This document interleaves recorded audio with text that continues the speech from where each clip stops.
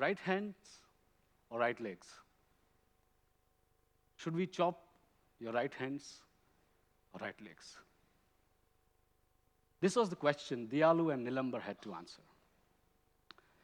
They were part of a group of 12 men who were promised job in state of Telangana, except as they were being transported, they realized that they were being cheated, and in fact, they were being trafficked into bonded labor. 10 out of 12 managed to run away. Diyalu and Nilambar could not escape. Furious at the loss, the traffickers took both of them into the village, and for next 1 week, they were severely tortured. As if that wasn't enough, one night, they were taken into the forest and were asked this question: should we chop your head, your right hand, or a right leg? Diyalu, just 19, answered right hand, and their right hands were chopped off.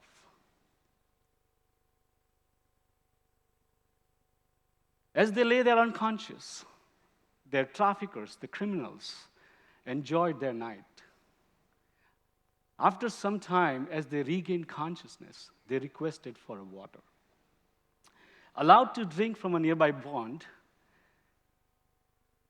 Diyalu and Nilambar were able to escape from that place. Walking through the night in the forest, in the morning they reached the village. Nobody helped them. Finally, an auto driver took them to the hospital. Meet Sani. Sani is a daughter of a rural family in Karnataka, a poor rural family in Karnataka. Like many of us, she wanted to help her release her father's economic burden. So when she was approached by a man promising her a job in a city, she agreed. Cup of tea is the last thing she remembered before waking up in a city where no one spoke her language. She was taken to a lady, and that lady took her to another place where a number of other girls were kept. One of them spoke Sani's language, and it all became clear to her that this job is not a job, this home is not a home, in fact, a brothel, and her job is nothing but rape.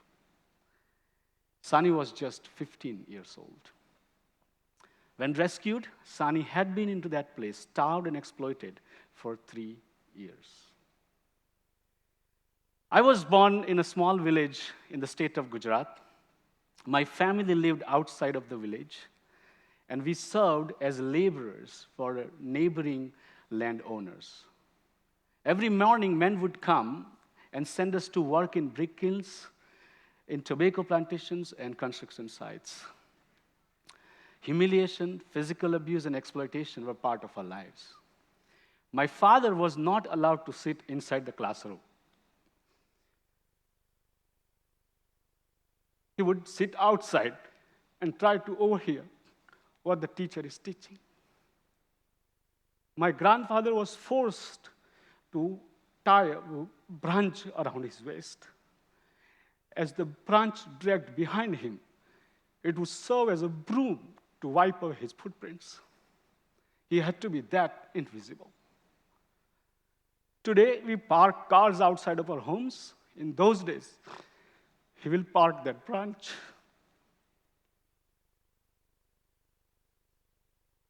What is common between Diyalu and Nilambar, Sani, and members of my community?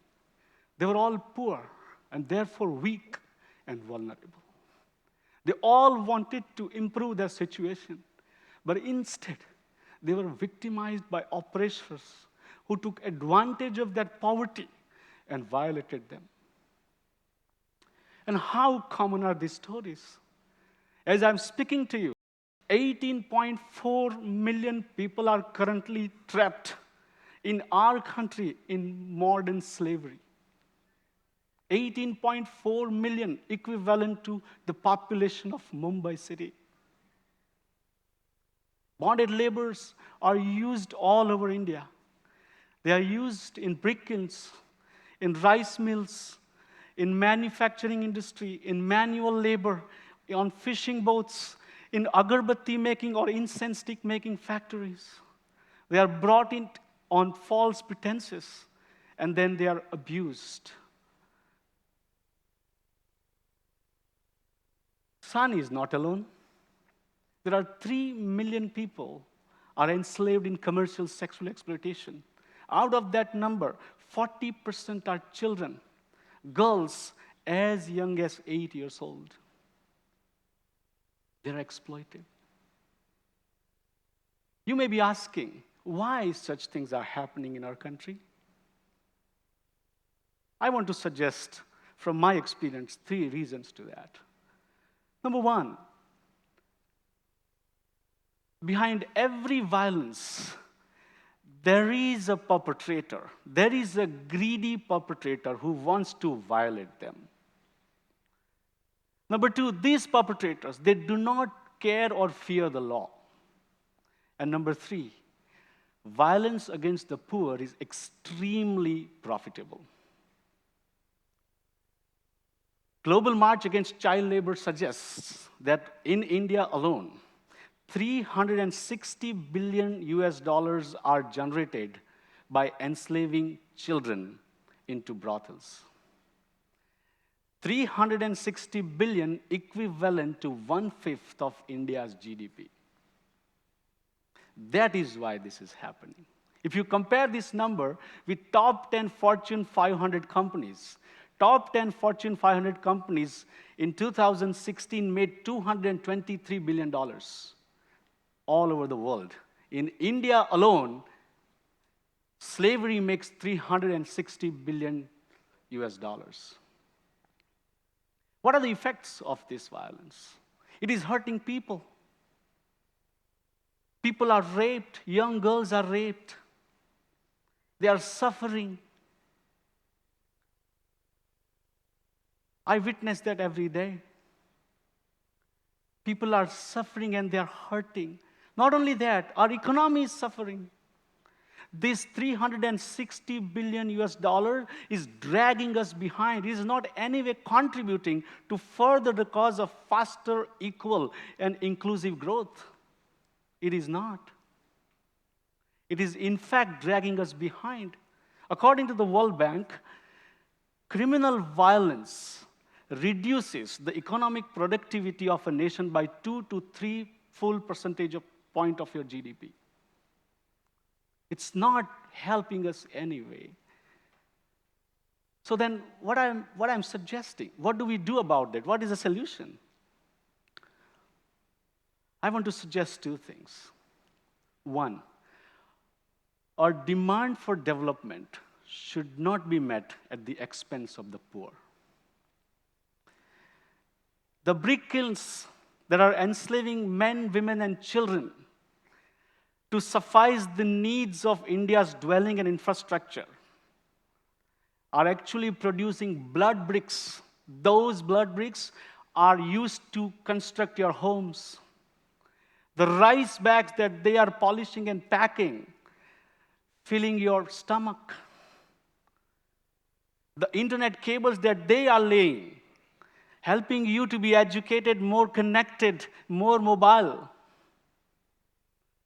The incense stick that they are making is helping you to worship gods and achieve salvation. What about their salvation? The poor are suffering. Number 2, we need effective and efficient public justice system, the criminal justice system that will protect the poor from violence. Poor needs education, health, and job, yes, but poor also needs protection and security. This week, we have seen 500 girls right in these states are missing. They were sent to schools, but then they are missing. In the absence of security and protection, developmental initiatives are not going to be realized. United Nations studies, multiple studies have recommended that a foundational level of order must be established before developmental initiatives may be realized. How do we do this? Is it possible? Yes, it is. It is possible.